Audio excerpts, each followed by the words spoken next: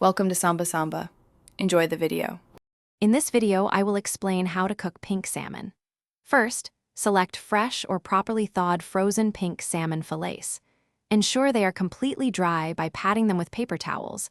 This helps achieve a better sear or even cooking. Take a moment to feel for and remove any small pin bones with tweezers. This simple preparation step ensures a more enjoyable eating experience and sets the stage for a perfectly cooked meal. There are several fantastic ways to cook pink salmon. Pan-searing is excellent for a crispy skin and tender flesh, requiring just a few minutes per side. Baking in the oven provides a hands-off method, perfect for larger fillets, yielding a moist result.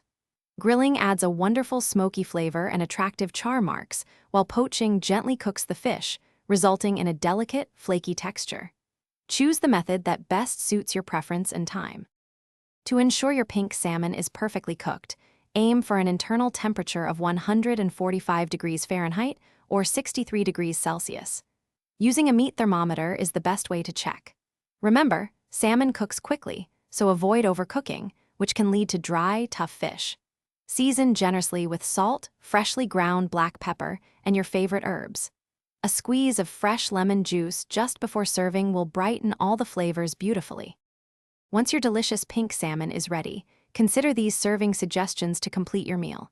It pairs wonderfully with roasted vegetables such as asparagus, green beans, or broccoli. For a balanced plate, serve it alongside a light grain like quinoa or brown rice. Enhance the flavor further with a fresh dill sauce, a simple lemon butter sauce, or even a vibrant salsa. Garnish with fresh parsley or chives for an appealing presentation.